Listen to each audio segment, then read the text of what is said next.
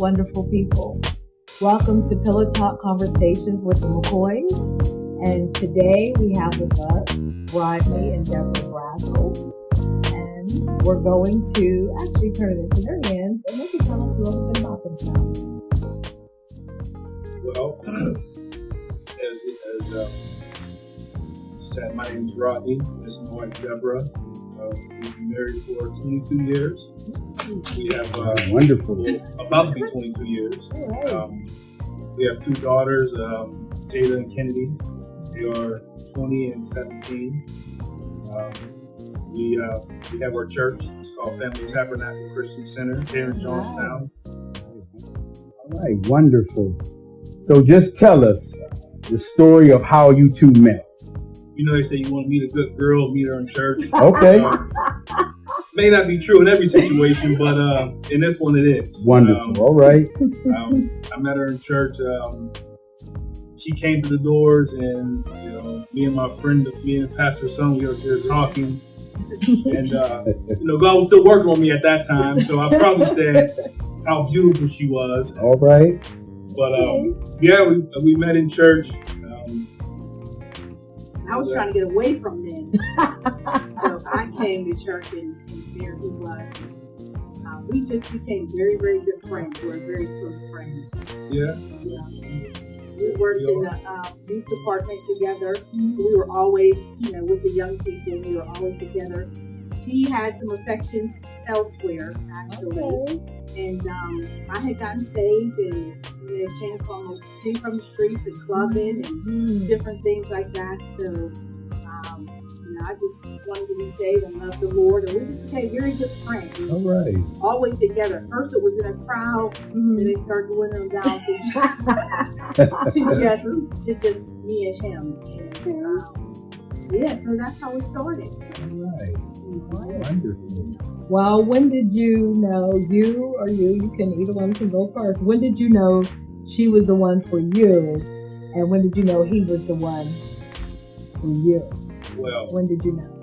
I knew she was the one for me because she used to wear this perfume. Okay. Or it was a body spray. Okay. It was called Hawaiian Ginger. Remembered the name. Oh. Do they still make it, by the way? I think so. Oh, okay. All right. Hawaiian Ginger. Yeah, Sorry. She graduated to the more expensive. Marriage will do that. Yes, Yes, it will.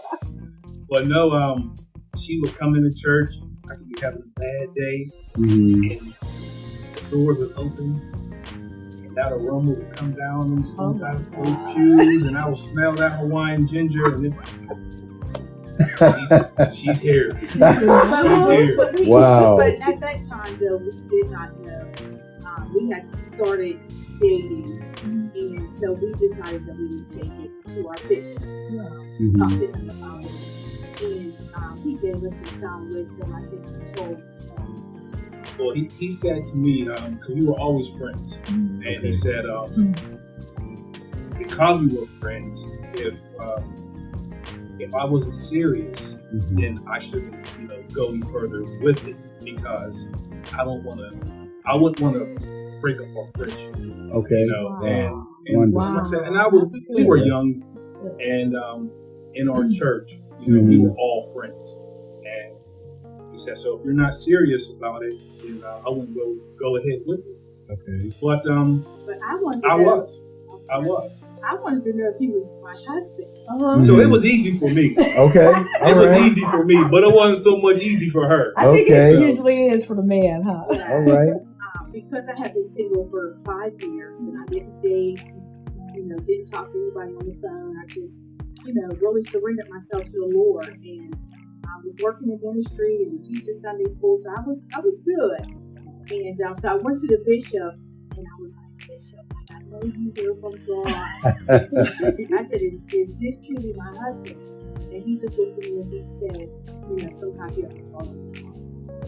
And so I followed my heart, and we started to dating, and we started to get a little serious. And then I moved back to Johnstown because I had to live in Pittsburgh for about 12 years. So I moved back and I said, if this is something that you want,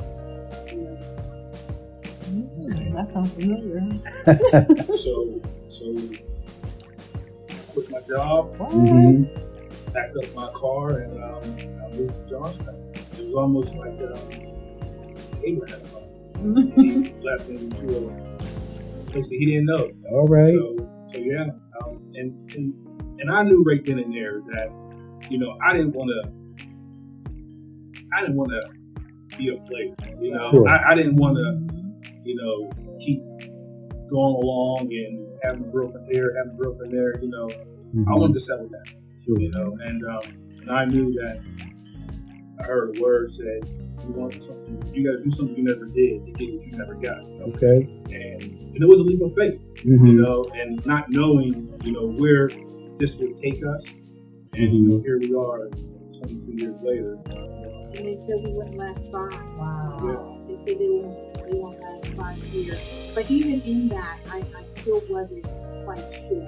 I had some pieces out to God. Okay. And I remember, yes, because it's a very serious thing, and I didn't want to take it lightly. I was not going to, live my life and be miserable in marriage.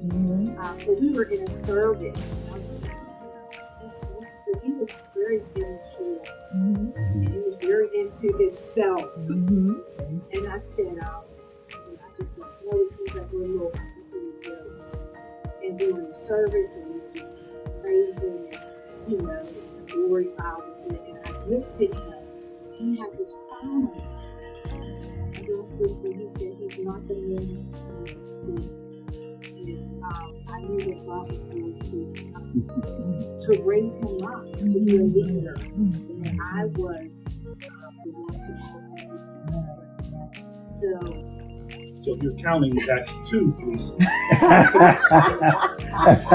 a few more to go. But that's so 2. he was still, so he was still, just like, oh, I want to go roller skating, I want to do this, and I want to do that. And I was like, we're going to get married. Like, I was always just serious, spiritual, like, we got to pray together, we got to fast, that type of thing. He's like, oh, I want to go roller skating. Dial it back a little bit. Yes.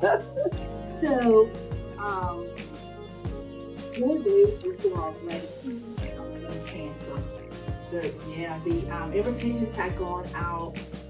We were just arguing back and forth and different things like that. And my mom, she sat us down. That's why it's so important to have wisdom around you. Sure.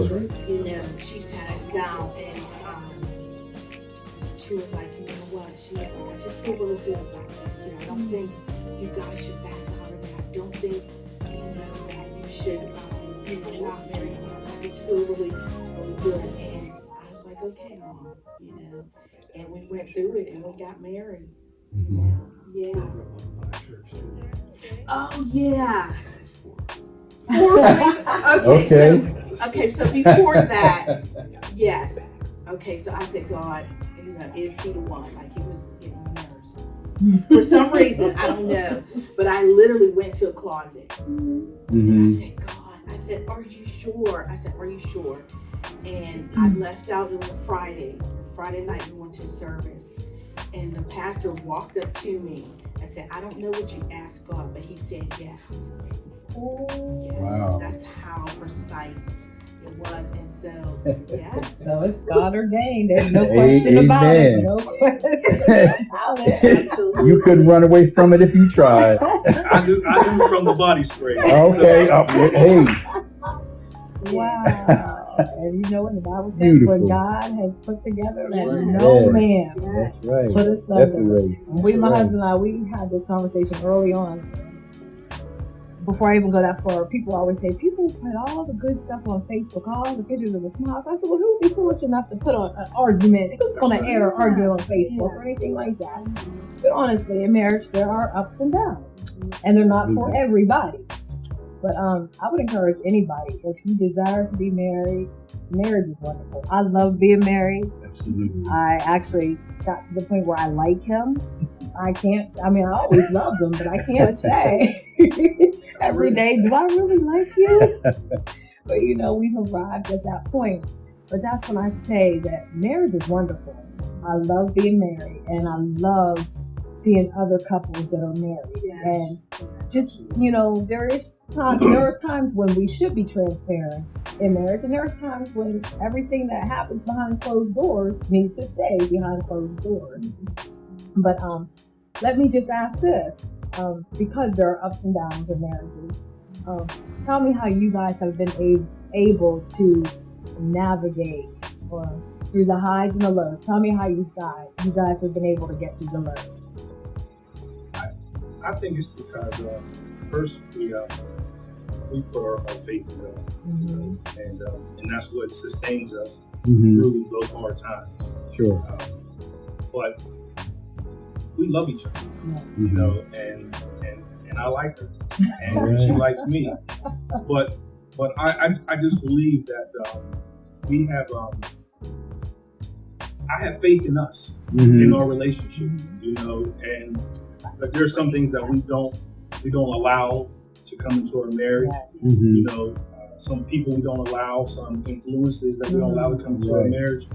So no matter what the highs and lows may be, because I have that faith in us and ultimately in God, that no matter what we go through, it may be rocky for a day or two, and sometimes it may be a week. Right. But I know that eventually, you know, that faith in our relationship is going to come back. You know, so yeah, she'll say a little something funny or smart to me, and you know, just to get that ball rolling again. You know, so I just believe that the faith that I have in our relationship, that is always what sustains us between the highs and the lows.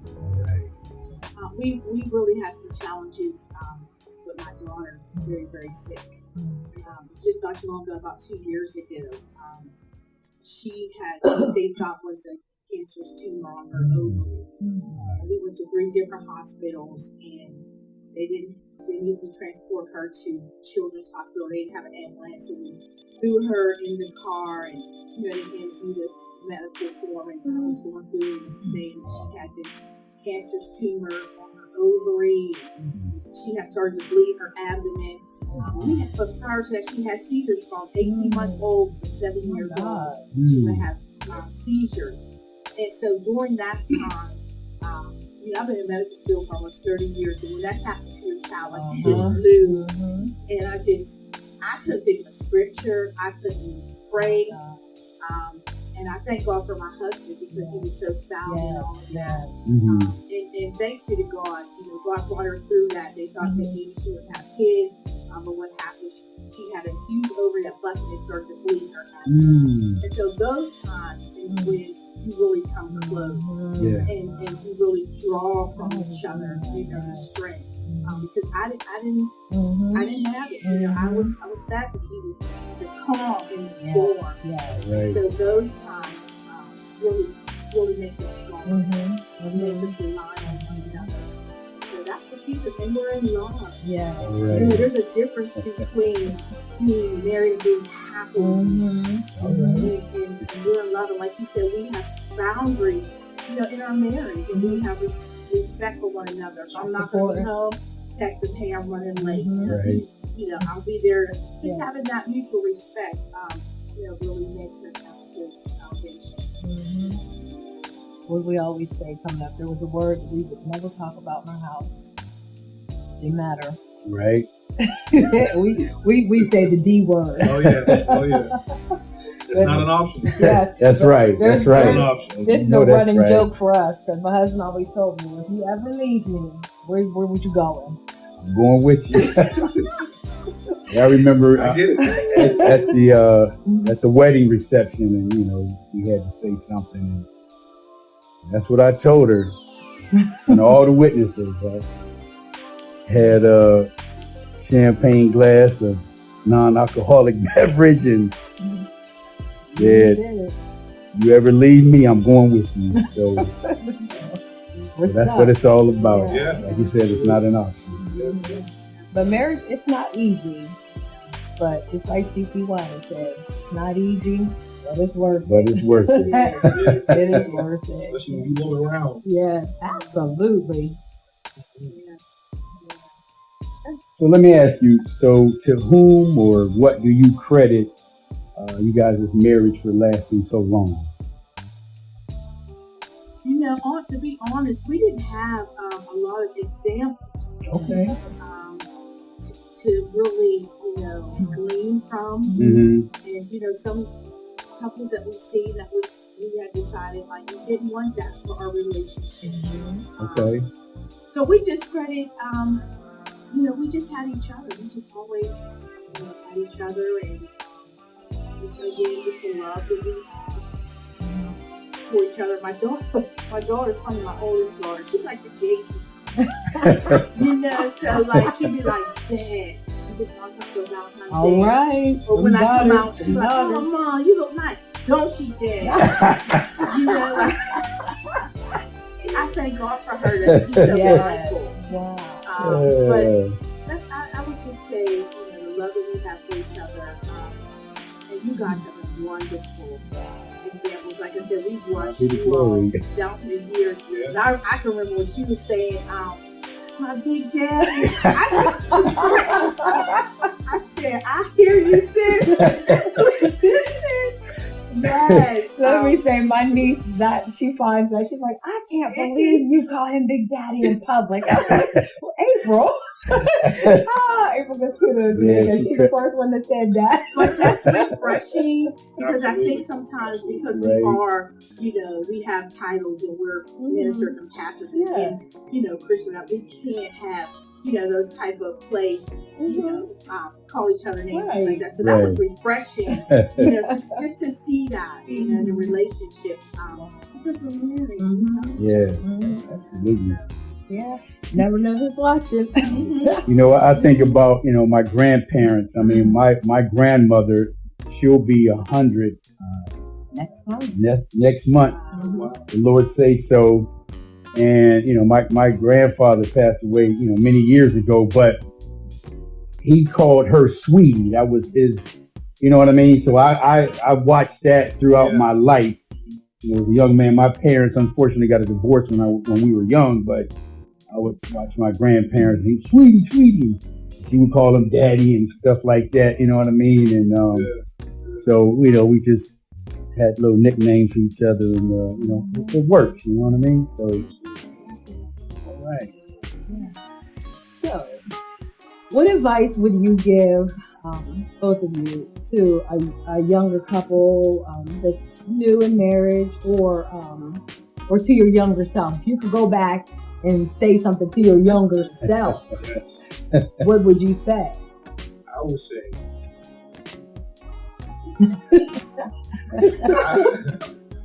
keep it real. Yeah. Hey, look.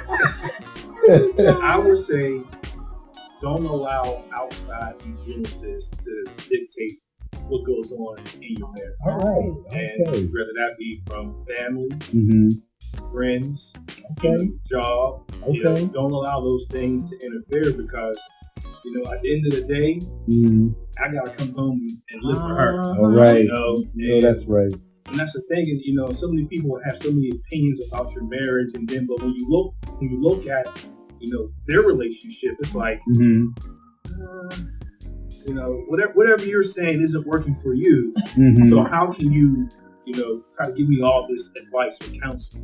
So that's what I would say to a younger me.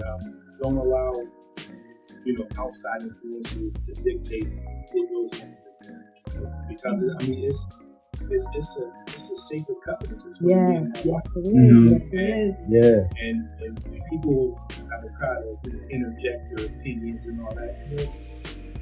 They may not even be married, running the streets. So their perspective is totally different than what ours would be as a married Christian couple. So we can't allow other influences to. Now, I would say something that many respect. Learn how to respect yourself. We have to be parents. Wives want to build their house. Yes. I think that sometimes our parents can be very harsh and say things But you're in balance. And I think you have to be mindful of that and know that you're helping. Help. And so I would just say that to, your wife, build your husband in respect. Even though you may not be doing everything right, you mess up in your mistakes. It's what you say.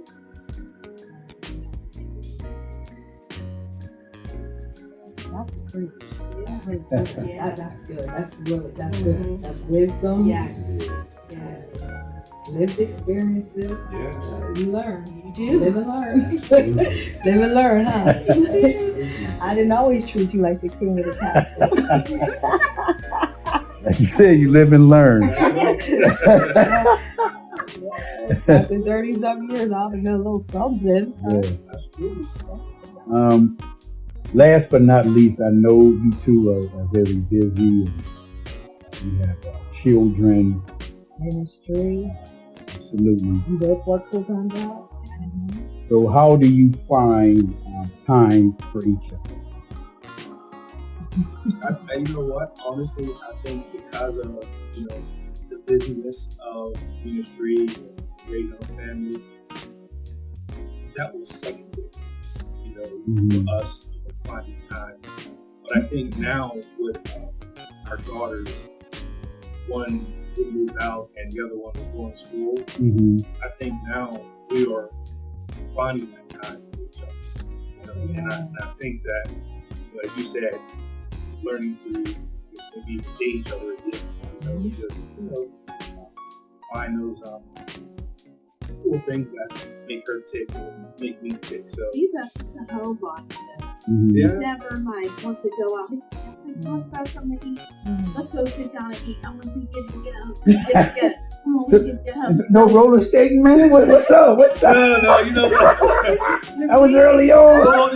Those days is over. I know because I got to go to work the next day. I told him, I said, when our daughter, when Kenny leave, I'm not sitting in this house. Okay, we are not ordering takeout. We are going to start going out. But one of the things that we do like to do, we work out together. We go to the gym. And one of the things we like to do during the summer is cook out and us grilling. So we did enjoy the outdoors. But really looking forward to spending more time together and getting to know each other. Because we haven't had a real opportunity to do that with all that's going on. Sure. So, we're looking forward to that. Might even be able to get her to get on the back of my motorcycle too. All right. Yeah, we're not going there. Not gonna do that. Maybe a bicycle. Maybe you can pray about it.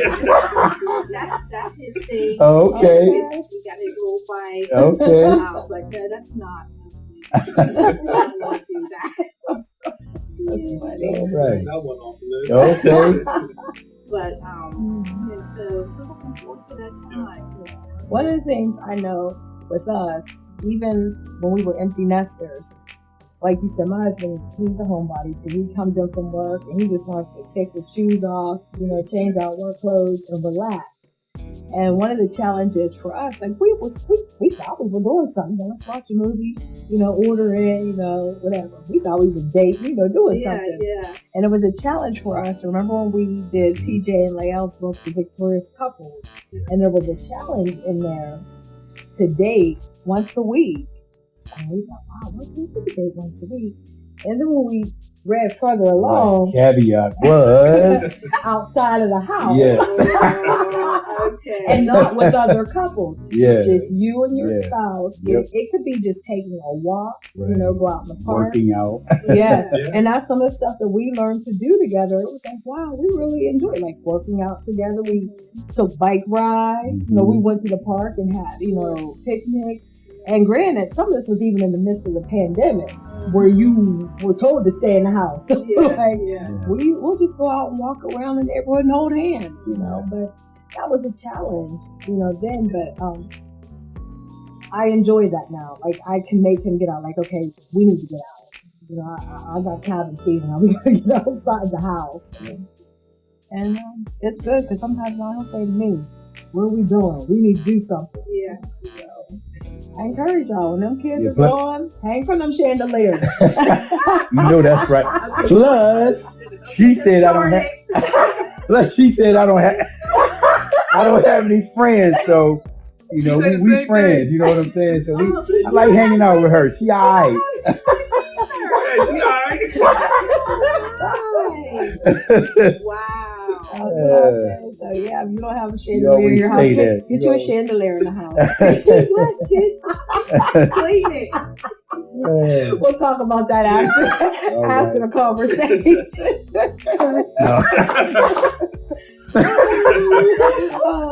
So okay, we can close this. All right. So I got a place of mine to put that shit. So we thank you, beautiful people. Yes, thank you. Yes, we thank you guys for your honesty, just being here, just being forward with us and the audience. And so let's give it up for the Brassells. Now, before we close out, I know we're going to close out, but could we just say a prayer for, any couples that are watching? We don't want to leave that out. We want to pray for anybody that's watching, or those couples may see this later. Maybe they have a need in their marriage. Maybe they're struggling. First of all, we pray that this conversation that we have would be a blessing to someone, as he has said. But would you mind praying? Either one of you want to pray for, any couple at this time?